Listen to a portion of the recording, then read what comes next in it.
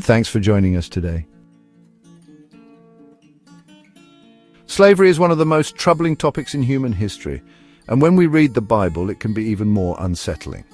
In Exodus 21, right after God delivers his people from bondage in Egypt, we find detailed laws about slavery. This raises a difficult question.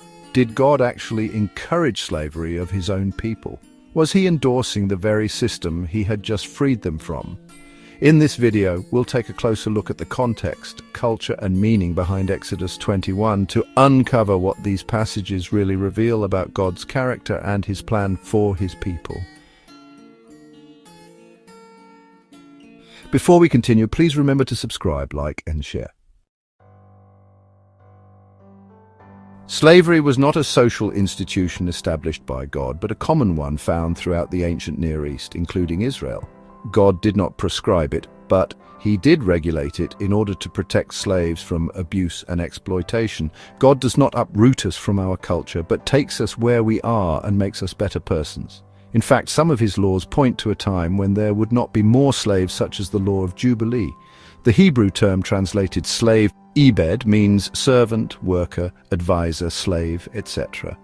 Most slaves were prisoners of war who served those who defeated them, probably for life. In Israel, people became slaves because of poverty, Leviticus 25, verses 35 and 39, or for committing a crime, Exodus 22, verse 3.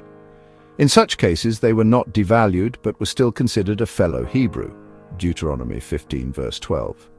Physical abuse that resulted in the loss of limb, example an eye or a tooth, was compensated by freeing the slave, Exodus 21, verses 26 and 27. Slaves had the Sabbath free to serve God, Exodus 20, verse 10. For the poor, slavery was not necessarily that bad because it assured them food and shelter. Consequently, they often voluntarily became slaves to pay their debts. Exodus 21, verse 2-6 has a case law that legislates how to deal with a person who has become a debt slave. If you buy a Hebrew servant, such people would work until the debt was paid. They would work for 6 years, and on the 7th, they would go free without paying anything. Verse 2. Two possible scenarios are mentioned and regulated. Those who had a family when they became debt slaves leave with their families. If they did not have a family, and the owner gave them a wife and they had children, slaves would leave without their wives and children. In that case, they could choose to remain a slave by permanently becoming part of the household. This required taking a vow before the Lord and having the ear perforated to indicate that the person had become part of the household. What is the significance of this legislation? When placed within the larger context of Old Testament law, this legislation is concerned with the well-being of slaves. First, the law does not want slavery to be a permanent condition. It is limited to 6 years. In fact, a redeemer could set slaves free by paying their debt. And the 6 years could be shortened if during that period there was a sabbatical year when the debts of the poor were remitted, Deuteronomy 15, verse 1-6. Or the Jubilee was celebrated, granting freedom to all Hebrew slaves, Leviticus 25, verse 10. Second, the family of those who were married when they sold themselves to slavery was cared for by the master. This was not a free service, but was paid for by the work of the family members. Third, after the 6 years, the owner was not to send them away empty-handed, but to supply them liberally from your flock, your threshing floor, and your winepress. Give to them as the Lord your God has blessed you. Deuteronomy 15, verses 13 and 14. Former slaves were granted a new beginning.